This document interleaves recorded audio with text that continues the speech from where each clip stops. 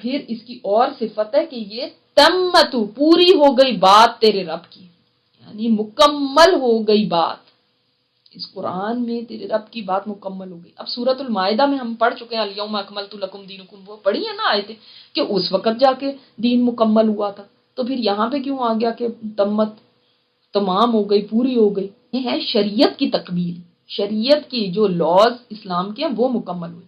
یہاں پہ عقیدے کے لحاظ سے دین مکمل ہو گیا۔ قرآن میں دیکھیں دو طرح کے مضامین ہیں، دو طرح کے سبجیکٹس ہیں۔ ایک وہ جن میں ہسٹری کے میں سے واقعات اور سبق آموز واقعات اور حالات قوموں کے اور نیک اعمال پہ وعدہ اور برے اعمال پہ سزا، اس کی وعید دی گئی ہے۔ دوسرا وہ سبجیکٹ ہے جس میں انسان کی اصلاح کی بات ہے، اس کی فلاح کے لیے احکامات بیان کیے گئے۔ یہ دونوں کیا ہیں؟ صدقا و عدلا۔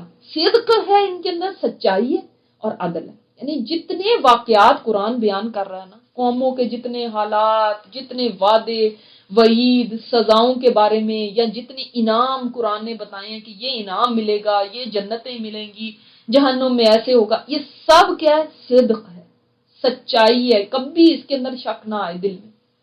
اور عدل کا مطلب ہے یہ، یعنی جتنے احکامات اس میں دیے گئے ہیں نا، اللہ تعالیٰ نے فرمایا یہ کرو، یہ نہ کرو، یہ کھاؤ، یہ نہ کھاؤ، اس طرح کا کام کاروبار، اس طرح کا یہ چیز حرام ہے، یہ چیز حلال ہے، یہ سب احکامات عدل پہ ہیں۔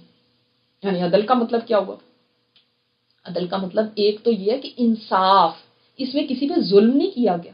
اب مثلا وراثت کا ہے، فار ایگزامپل، ایک ایگزامپل سے سمجھ لیں، اب لڑکے کو ایک حصہ اور لڑکی کو اس کا ہاف، یعنی دو حصے لڑکے کے، ایک حصہ لڑکی کا، بیٹی کا ایک حصہ، بیٹے کے دو حصے۔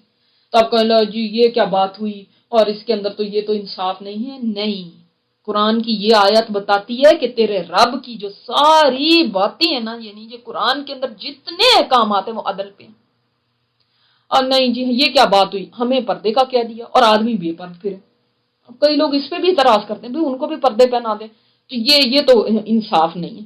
نہیں، آپ یہ نہیں کہہ سکتے، کیونکہ قرآن بتاتا ہے اس میں ہر چیز انصاف پہ مبنی ہے۔ یہ کیا بات ہوئی کہ مرد کو، شوہر کو ایک درجہ حاصل ہے بیوی پہ، بیوی کو اس کے برابر ہونا چاہیے بالکل درجے میں، تو یہ تو بھی انصاف کی بات نہیں۔ بعض لوگ اس پہ بھی اعتراض کرتے ہیں۔ لیکن جب آپ اس آیت کے اوپر ایمان رکھتے ہیں نا، تو یہ آیت کہتی ہے کہ تمام احکامات، جتنی باتیں ہیں، ان میں کسی پہ ظلم نہیں ہے، کسی کی حق تلفی نہیں ہوئی۔ اللہ کے کلمات کو کوئی بدلنے والا نہیں ہے، اس کے احکامات کو بدلا نہیں جا سکتا۔ ہم تو چاہتے ہیں نا بدل دیں، نہیں جی یہ تو 21 سینچری اب چل رہی ہے، ابھی تو 1400 ایئر اولڈ احکامات ہیں، یہ کہاں؟ تو ہم چاہتے ہیں اب ان کو ٹویسٹ کر دیں، ہم چاہتے ہیں ان کو بدل دیں، ہم چاہتے ہیں ان کو آج کے مطابق، ہم جو ہے نا، آج تو نیا زمانہ ہے۔ اب کسی نے کہا کہ بھئی اس زمانے میں تو عورتوں کو اس لیے پردے کا کہا گیا تھا کہ منافقین بہت تھے مدینہ میں، تو آج تو ایسا نہیں ہے، تو اس لیے جو ہے نا آج صحیح ہے کہ وہ اس زمانے میں جو پگ ہوتے تھے نا وہ بڑے ہی گندے ہوتے تھے، آج انہوں نے تو صاف ستھری جگہوں پہ رکھے ہیں، اتنی صاف ستھری جگہیں ہیں، تو آج ان کو کھانے میں کیا ہے؟ یا اللہ دیکھو یہ ان کو کیا ہو گیا ہے۔ اللہ تعالیٰ نے بتا دیا لا مبدل لکلماتی، اللہ کے کلمات، اس کی جو حکم آ گئے ہیں نا، وہ ان کو کوئی بدلنے والا نہیں۔ اٹ مینس کہ ان اینی ٹائم، کوئی بھی زمانہ آ جائے، چاہے وہ 21 سینچری ہو تو چاہے وہ 31 سینچری ہو، قیامت تک جو بھی حالات آئیں گے، جو بھی چیزیں، ان سب کے لیے یہ احکامات بدلیں گے نہیں، یہی رہیں گے، کیونکہ اللہ تعالیٰ نے جو احکامات دیے ہیں وہ ہر زمانے کے لیے، ان میں انصاف ہے، وہ بیلنسڈ ہے۔ اللہ تعالیٰ نے کوئی ایسا قانون نہیں دیا کہ جو بدلنا پڑے کسی اور سنچ میں، نہیں آج تو یہ نہیں ہو سکتا، اس زمانے میں چونکہ لوگ ایسا کرتے تھے کہ سود لیتے تھے تو وہ پھر اس طرح ہوتا تھا، تو وہ غریب لوگ ہوتے تھے تو نہیں دے سکتے، تو آج یہ تو بینکوں والا ہے نا، یہ والا وہ سود تھوڑی ہے، یہ تو کچھ اور ہے۔ ہر چیز کو آپ دیکھیں، ہر ایک چیز کو ہم نے نا اس طرح سے کر کے بس بنا دیا۔ قرآن ہمیں کہتا ہے وَإِن تُطِعْ أَكْثَرَ مَن فِي الْأَرْضِ، اگر تم اطاعت کرو گے میجورٹی کی جو زمین میں، یُضِلُّوکَ عَن سَبِیلِ اللَّہ، وہ تمہیں بھٹکا دیں گے اللہ کے راستے سے۔ اللہ کے راستے پہ چلنے نہیں دیں گے تمہیں. یعنی اگر تم اکثریت کی باتوں پہ چلو گے تو وہ کیا کریں گے؟ اللہ کے راستے سے تمہیں چلنے نہیں دیں گے. اصل میں اکثریت دنیا میں کیسی ہے؟ آپ بھی دیکھتے ہیں کیسی ہے اکثریت دنیا میں. بہت عاجز اور ماننے والی اور جھکنے والی اللہ کے احکامات کے آگے، اللہ کی ہر بات پہ سمینا واتانا کرنے والے ہیں. یا آپ کو میجورٹی ایسی لگتی ہے جو اپنی مرضی سے جینا چاہتی ہے، اپنی سوچ بدلنا نہیں چاہتی، اپنی خواہشات پہ چلنا چاہتی ہے، ریسٹرکشنز کو قبول نہیں کرنا چاہتی، ہر کوئی اپنی مرضی کرنا چاہتا ہے. تو اگر تم ان کو فالو کرنے لگو گے جو بس اپنی خواہشات پہ چلنا چاہتے ہیں تو کیا ہوگا؟ وہ تمہیں بھی بھٹکا دیں گے. کیونکہ وہ کیسے ہیں؟ ان یتبعون الا الظن، نہیں وہ پیروی کرتے مگر گمان کی. ان کے پاس علم تو ہے نہیں، اکثریت کے پاس تو کیا ہے؟ گمان، بس ایزمپشنز ہیں. ادھر کا بھی نہیں جی، ہم تو یہ سمجھتے ہیں، خیالی جس کو کہتے ہیں نا، اپنے خیالات کے گھوڑے دوڑاتے رہنا، اپنے خیال سے کوئی باتیں کہتے رہنا، اپنے ہی کوئی رولز بنائے ہوئے، کوئی پروف نہیں ہے ان کا، کوئی دلیل نہیں ہے، کوئی قرآن سے حدیث سے کوئی دلیل نہیں دے سکتے، بس خود ہی کی ایزمپشن. جی ہم تو یہ سمجھتے ہیں، میرا تو یہ خیال ہے، میں تو. اور وہ کیا ساری باتیں؟ وہ ظن ہے، پر نہیں ہے وہ، مگر قیاس آرائیاں کرتے رہتے ہیں. قیاس آرائیاں یعنی فیکٹس کچھ اور ہوتے ہیں، یہ اپنے ہی کچھ اور تخمینے لگاتے رہتے ہیں، اندازے جس کو ہم کہتے ہیں نا. کیونکہ درخت کے اوپر پھل لگاؤ تو کیا کرتا ہے؟ کوئی نیچے کھڑا ہو تو کیا اندازے لگاتا ہے نا. یہ میرا خیال میں 200 پھل ہوں گے اس کے اوپر، 200 آم لگے ہوئے ہیں، 400 انار لگے ہوئے ہیں، یہ لگے. تو کوئی اس طرح سے اندازے لگائے گا نا. یعنی کوئی بات قرآن و سنت کی نہیں ہوگی، ان کی اپنی قیاس آرائیاں، اپنی عقل استعمال کر کر کے نا، تو اس سے خود ہی اندازے لگاتے رہنا. اکثریت اس طرح سے اپنی زندگی گزارتی ہے، تو آپ ان کے پیچھے چلو گے؟ یہ اسلام نہیں ہے. بے شک تیرا رب جانتا ہے، زیادہ جانتا ہے کون بھٹکا ہوا اس کے راستے سے. وَهُوَ عَالَمُ بِالْمُهْتَدِينَ، اور وہ جانتا ہے کہ کون زیادہ ہدایت پانے والوں میں سے، زیادہ جانتا ہے کہ جو ہدایت پانے والوں میں سے. یعنی اللہ تعالیٰ کو تو پتا ہے. بعض دفعہ لوگ غلط باتیں کر دیتے ہیں، مگر فلاں ہے وہ تو بے دین ہے، فلاں ہے وہ تو یہ ہے، فلاں ایسا ہے. اللہ جانتا ہے. وہ یہ بھی جانتا ہے کون بھٹکا ہوا ہے تو کیوں بھٹکا ہوا ہے. کیا جان بوجھ کے؟ کیا اللہ تعالیٰ کے احکامات کو وہ بلیٹل کرتا ہے، اس وجہ سے ان کو حقیر سمجھتا ہے، اس وجہ سے ان کو اہمیت نہیں دیتا، اس وجہ سے اس راستے سے ہٹا گیا. کون ہے جو اس کسی ایسے سرکل میں بیٹھتا ہے کہ وہاں پہ وہ سوچتا ہے کہ میری کوئی ویلیو نہیں رہے گی اگر میں نے اللہ کے احکامات کو مانا، اس لیے وہ اللہ کے راستے سے ہٹ گیا ہوا ہے، وہ اللہ کے راستے سے بھٹکا ہوا ہے. اللہ ہر ایک کی ریزن کو جانتا ہے، کون کیوں نہیں آتا اللہ کے راستے پہ، کس کا کیا معاملہ ہے. بعض لوگ کہتے ہیں نا، میں اللہ کو قیامت کے دن کہہ دوں گی کہ یا اللہ بس اس لیے نہیں میں نے پڑھا کہ بس میں نے عمل نہیں کرنا تھا تو اس لیے نہیں پڑھا، مجھے عمل کرنا پڑتا تو پھر عمل کروں گی نہیں تو پھر میری بڑی پوچھ ہوگی تو اس لیے میں نے پڑھنا ہی نہیں ہے. اللہ کو پتا ہے کہ کون اس کے راستے سے دور اس لیے بھاگتا ہے، اور ہدایت یافتہ لوگوں کا بھی وہ زیادہ جانتا ہے. بس کھاؤ اس میں سے جو ذکر کیا اللہ کا نام جس پہ. سادہ سی بات بتا دی گئی ہمیں کھانے کے معاملے میں، بہت آسان ہے سمجھنے کے لیے. جس پہ اللہ کا نام لیا گیا ہو اس کو کھا لو. ان کنتم بآیاتہ مؤمنین، اگر تم اس کی آیات کے اوپر ایمان رکھنے والے ہو. یعنی ایمان کا ذبیحہ کھانے کے ساتھ دیکھیں کتنا گہرا تعلق ہے کہ ایمان کی بات کر کے کہا گیا کہ اگر تم واقعی ایمان والے ہو نا، اگر تمہیں اللہ کے اوپر ایمان ہے، اس کے احکامات کو تم ماننے والے ہو، تو تم جو چیز اللہ کے نام لے کر ذبح کی گئی ہو اس کو تم کھا لو. یہاں پہ ایک سمپل مکی زندگی میں بھی یہ احکامات آ گئے تھے، اتنی بات تک آ چکی تھی کہ کیا کھا سکتے. کیونکہ وہ لوگ دیکھیں ایک فیملیز ہوتی تھی، اس میں ایک آدمی مسلمان ہوا یا ایک عورت کوئی مسلمان ہوئی، باقی سارے مشرک ہیں یا یہ ہیں. تو ان کو بتا دیا گیا، اتنی گائیڈنس اس وقت بھی دے دی گئی تھی کہ تم نا ان کے ساتھ نہیں کھا سکتے جس کے اوپر اللہ کا نام لیا گیا بس وہ کھاؤ، تم نہیں کھاتے وہ جو جس پہ اللہ کا نام لیا گیا، یعنی حلال کو حرام، حرام کو حلال نہ کرتے جاؤ ایسے ہی، یعنی کوئی چیز حلال ہے اس کے اوپر اللہ کا نام بھی لیا گیا، نہیں جی ہم نے نہیں کھانا اس کے اندر، یہ تو اس کے اندر خود ہی مین میں سے نکال کے وَقَدْ فَصَّلَ لَكُم مَّا حَرَّمَ عَلَيْكُمْ، جبکہ تمہیں تو تفصیل کے ساتھ بتا دیا گیا ہے جو اللہ نے حرام کیا تم پہ، بتا دیا گیا نا، مردار ہے، خون ہے، خنزیر ہے، یا اللہ کے سوا کسی اور کا نام لیا جائے تو وہ بھی نہیں کھا سکتے، اور حدیث میں بھی بتا دیا گیا بھائی درندے، کچلیوں والے جانور، یا جن کے اندر درندوں جیسی صفات ہیں، وہ کوئی بھیڑیا ہے، کوئی شیر ہے، یہ ان کو نہیں کھا سکتے، پنجوں والے پرندوں کو نہیں کھا سکتے، یہ سب حرام جانور بتا دیے گئے، تو پھر کیوں نہیں تم کھاتے جس کے اوپر اللہ کا نام لیا گیا؟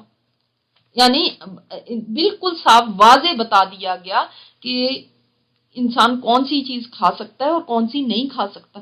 اب تم خود ہی اس میں کنفیوژنز کر کے کہ نہیں یہ نہیں کھانا اور ہم نے وہ نہیں، کہ یہ نہیں کرو، وہ چیز اللہ کا نام لے کر ذبح کی جائے اور وہ ذبح کے طریقے سے اس کا خون بہایا جائے، جیسے بخاری اور مسلم کی روایت میں ہے کہ خون اچھی طرح بہا دیا جائے اور اس پر اللہ کا نام لے لیا جائے تو اس کو کھا لو۔ خام خواہ ایک پرہیز کرنا یا اس کے اندر مین میخے نکالنا اب اس کی ضرورت نہیں ہے۔ یاد رکھیں دنیا میں نا جو بھی جانور ہیں جن کو حلال کیا گیا ہے ان پہ بھی ہمارا کوئی حق نہیں ہے، کسی چیز پہ بھی، اول تو کسی کھانے پہ بھی ہمارا کوئی حق نہیں کہ وی ہیو دس رائٹ کہ ہم اس جانور کو یا اس چیز کو ہم کھائیں، ہم اس کو کنزیوم کریں، اور خاص طور پہ ایک جانور کو پکڑ کے، وہ ایک زندہ جان ہے، اس کو پکڑ کے ہم ذبح کر رہے ہیں اور کھا رہے ہیں، یہ کوئی ہمارا حق نہیں ہے۔ اللہ تعالیٰ نے استعمال کرنے کی اجازت دی ہے، تو جب اس نے اجازت دی ہے نا تو اس نے کہا ہے یہ ہے میرا قانون، اس کے مطابق تم کھا سکتے ہو۔ سمجھ آئی نا؟ ہم یہ جو کھاتے ہیں نا جانور، یہ تب ہمیں اجازت ہے کھانے کی جب اس کے قانون کے مطابق کھائیں۔ جیسے انسان کی ہم جان نہیں لے سکتے، اس طرح کسی جانور کی جان لینے کا بھی ہمیں حق نہیں ہے۔ بھائی حق تو اس کا ہوتا ہے نا جو مالک ہے، ہم تو ان کے مالک نہیں ہیں۔ اب کیسے ان کو اپنے لیے ہم حلال کریں، کیسے ہم اپنے لیے جائز کریں کہ ہاں ہم اس کا خون بھی بہائیں اور پھر اس کا گوشت کھائیں؟ کیسے؟ اس کا صرف ایک ہی صورت ہے، ایک ہی اس کی طریقہ ہے، اور وہ کیا ہے کہ اس کو ہم اسی طرح ذبح کریں جیسے مالک نے بتایا، اسی طریقے سے یوز کریں جیسے مالک نے بتایا، اسی طریقے سے کھائیں جیسے مالک نے بتایا۔ اور مالک کون ہے؟ مالک ہم تو نہیں ہیں، مالک وہ ہے جس نے اس کو پیدا کیا، مالک وہ ہے جس نے اس کو پالا بڑا کیا، مالک وہ ہے جس نے اس کے گوشت کو قابل استعمال بنایا، اس لیے اس کو ہمارے لیے فوڈ بنانے کا حق اللہ نے دیا ہے، کھا سکتے ہو مگر اس طریقے سے جیسے میں نے بتایا ہے، کہ میں اس کا مالک ہوں، جس کی میں اجازت نہیں دیتا کھانے کی وہ تم نہیں کھا سکتے ہو، اس لیے ہم کوئی شیر کو پکڑ کے ذبح نہیں کر سکتے، چاہے ذبح کے طریقے سے کریں، چاہے بسم اللہ اللہ اکبر کہیں پھر بھی نہیں ہم کھا سکتے، چاہے خون بہا لیں پھر بھی نہیں کھا سکتے، اس لیے کہ مالک نے کہا ہے نہیں کھانا۔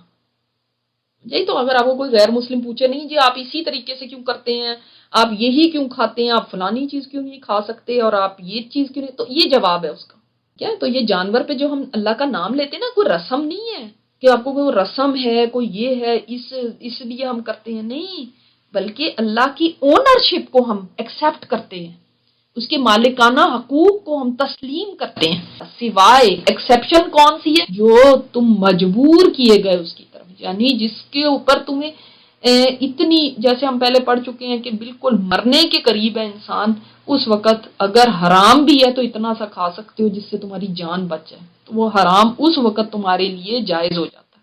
لیکن کیا ہوتا ہے، اکثریت لوگوں کی میجورٹی جو ہے وہ البتہ گمراہ کرتے ہیں اپنی خواہشات کے ساتھ بغیر علم کے۔ اب بھی آپ نے دیکھ لیا نا میجورٹی لوگ کیا کریں گے، بغیر علم کے لوگوں کو گمراہ کرتے ہیں، بغیر تحقیق کے لوگوں کو گمراہ کرتے ہیں، اور لوگ ان کے پیچھے چل پڑتے ہیں، حرام کو حلال کر رہے ہیں، حلال کو حرام کر رہے ہیں، یا ایسی چیزیں، ایسی باتیں کر رہے ہیں کہ جس سے اللہ تعالیٰ کے احکامات میں شکوک و شبہات پیدا ہو جائیں۔ ان ربک هو عالم بالمعتدین، بے شک اللہ جانتا ہے جو حد سے بڑھنے والے ہیں، حد سے بڑھنے والے ہیں جن کو ہم کیا کہتے ہیں، ایکسٹریمسٹ، وہ والے ایکسٹریمسٹ نہیں جو ہم نے بتائے ہیں، اپنی ڈیفینیشن رکھی ہوئی. حد سے بڑھنے والے کا میں ایک ورڈ بتا رہی ہوں کہ جو ایکسٹریم پہ چلے جاتے ہیں. یاد رکھو چھوڑ دو جو ظاہری گناہ ہیں ان کو بھی چھوڑ دو اور جو باطنی ہیں ان کو بھی چھوڑ دو. یعنی ہر قسم کے گناہ کو چھوڑ دو. اللہ اکبر. جیسے ہم لوگ کبھی بات کے اوپر کہتے ہیں نا لو یہ تو اتنی چھوٹی سی بات ہے بھلا اب اس کے اوپر بھی اللہ کی طرف سے پکڑو گے. یہ کون سی اتنی بڑی میں بات کر رہی ہوں. تم نے تو ایسے ہی چھوٹی چھوٹی باتوں کو پکڑا. ویسے ہی نہیں یہ بھی نہیں اتنی ایکسٹریمسٹ ہونے کی ضرورت نہیں. یعنی ہمارا اس وقت مطلب کیا ہوتا ہے کہ بڑے بڑے گناہوں سے تو بچ جاؤ لیکن یہ تو چھوٹے چھوٹے گناہ ان کا کیا. جو ظاہری ہیں جو سب لوگوں کے سامنے کرتے ہیں ان کو بھی چاہے بڑے ہیں چاہے چھوٹے. جو باطن ہیں چھپے میں ہیں ان کو بھی چھوڑ دو. ہر قسم کا گناہ. ایک تو ظاہری گناہ ہے نا جو لوگوں کے سامنے آپ کرتے ہیں جو کھلے ہوئے آپ کرتے ہیں اور ایک چھپا گناہ کون سا ہے باطن چھپا ہوا گناہ یعنی جو لوگوں کے سامنے نہیں آپ کرتے اکیلے میں کرتے ہیں. تو قیامت کے دن اللہ تعالیٰ کیا کہیں گے نہیں کہ تم نے دیکھو لوگوں سے تو حیا کی لیکن میرے سے حیا نہیں کی. ہمیں یہ ڈر لگتا ہے ہمارے بچے دیکھ لیں گے بچوں کو پتا چلے گا کہ میری ماں نے ایسا کیا تو کتنی شرمندگی کی بات ہے. یا ہم یہ کرتے ہیں کہ میری دوست کو نہ پتا یا فلاں کو نہ پتا چل جائے تو اس فلاں سے ڈرتے ہیں کہ اس کو نہ پتا چلے. اور جو اللہ دیکھنے والا اس سے نہیں ڈرتے جو ہر وقت دیکھ رہا. یعنی اللہ سے زیادہ اس کو لوگوں کی حیا ہے. اسی طرح وہ اعمال بھی باطن ہیں جو دل میں ہے وہ کسی کے سامنے نہیں ہے. دل بھی تو چھپے بھی ہوتے ہیں کسی کو بھی نہیں پتا. ان میں وہ ساری بدگمانیاں کینے اور جو بھی ایسی دل کے اندر غل رکھا ہوتا ہے نفرتیں پالی ہوتی ہیں ریاکاری یہ سارے اعمال جو دل سے متعلق ہیں دل کے گناہ ہیں ان سے بھی بچو تاکہ اندر بھی پیور ہو اور باہر بھی پیور ہو. اللہ تعالیٰ چاہتے ہیں ہمارا اندر باہر ظاہر و باطن ایک ہو. اسی طرح چھپ چھپ کے اس کے اندر نا یہ بھی ہے مثلا مثال کے طور پہ کوئی لڑکا اور لڑکی اس کی دوستی یہ بھی چھپے گناہ ہیں. اور اچھا بعض دفعہ ایسے ہوتا ہے آج کل بعض لوگ سوچتے ہیں کہ چھپے گناہ تو بری بات ہے چھپ چھپ کے کوئی گناہ کرنا تو ہم کسی سے نہیں ڈرتے تو لو میں سب کے سامنے یہ کرتی ہوں سب کے سامنے میں فلاں سے بات کرتی ہوں سب کے سامنے ہم یہ کرتے ہیں ہمیں نہیں کسی کا ڈر. یعنی وہ سمجھتے ہیں کہ یعنی چھپ کے کرنا برا ہے تو جب ہم سب کے سامنے کریں گے تو اس میں کوئی برائی نہیں ہے. حالانکہ ایسی کوئی بات نہیں. ظاہر الاسم بھی برا ہے. اور یہ کس ذات کا حکم ہے سوچیں. اور اس کے بعد ہمیں کیا کرنا ہے نہ تو یہ سمجھنا ہے کہ چھپا گناہ برا ہے اور کھلا گناہ جو ہے جتنا مرضی کرو نہ یہ سوچنا ہے نہ یہ ہے کہ کھلے گناہ لوگوں سے حیا کرتے رہیں اور چھپ چھپ کے جو مرضی کریں. آپ صلی اللہ علیہ وسلم سے پوچھا گیا کہ گناہ کیا ہے تو آپ صلی اللہ علیہ وسلم نے فرمایا جو تمہارے دل میں کھٹکے اور تمہیں برا لگے کہ لوگ اس کے بارے میں جان لیں گے تو کیا کہیں گے وہ گناہ ہے. دل میں بھی کھٹکنا اور یہ بھی ہونا کہ لوگوں کو اگر پتا چل گیا تو وہ کیا کہیں گے. اور انہی گناہوں سے بچنے کے لیے ہمیں پہلے ساری وہ بتائی گئی ہیں نا ہدایات دے دی گئی ہیں کہ فلاں مجلسوں میں مت بیٹھو فلاں لوگوں کے ساتھ مت دوستی رکھو جنہوں نے دین کو کھیل تماشا بنا رکھا ان کو چھوڑ دو. یہ سب پہلے ہم پڑھ چکے ہیں نا.